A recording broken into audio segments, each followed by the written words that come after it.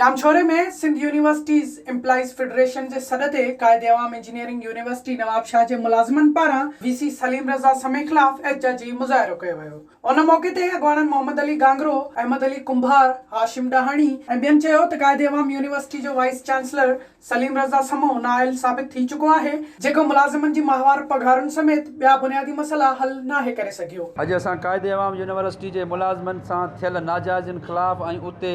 उते मुनीबा मेमण सां सलीम रज़ा समो जेको वाइस चांसलर आहे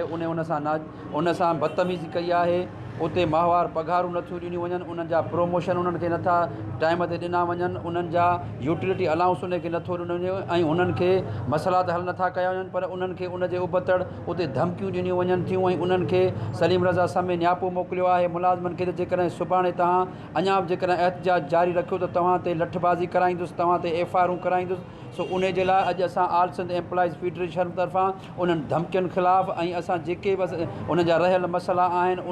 उन्हनि जे लाइ ऐं उन खां अलावा जेके माहवार पघारूं क़ाइद अवाम लाड़काने कैंपस खे अञा ताईं 2 महीननि खां पघारूं न मिलियूं आहिनि, उन्हनि जे लाइ अॼु इन डिस्ट्रिक्ट प्रेस क्लब ते अची असां एहतजाज कयो आहे। असां वज़ीर आला खां इहो मुतालबो कंदासीं त इहो तइलीमी इदारा ऐं असांजे माना क़ौम जी अमानत आहिनि, उस्तादनि सां इंसाफ़ करे सघनि, उतां जे मुलाज़िमनि सां इंसाफ़ करे सघनि ऐं उतां जे इदारे सां इंसाफ़ करे ऐं इदारे जी तरक़ी लाइ उहो माण्हू बहितर साबित थियनि। उन्हनि चयो त सलीम रज़ा समो मुलाज़िमनि ऐं उस्तादनि जा जाइज़ मसइला हल करण बदिरां उन्हनि सां गैर अख़लाक़ी रवैयो ऐं कूड़नि केसनि में फासाइण जूं धमकियूं ॾेई रहियो आहे, जंहिंजी सख़्त लफ़्ज़नि में मज़म्मत कयूं था। मुलाज़िमनि सिंध जे वॾे वज़ीर ऐं ॿियनि आला अख़्तियारनि खां मुतालबो कयो त सलीम रज़ा समे खे हटाए कंहिं ईमानदार माण्हूअ खे मुक़ररु कयो वञे, ॿी सूरत में एहतजाज जो दाइरो वधायो वेंदो। विज़िट कयो अवामी आवाज़ मीडिया ग्रुप जी वेबसाइट awamiawaz.pk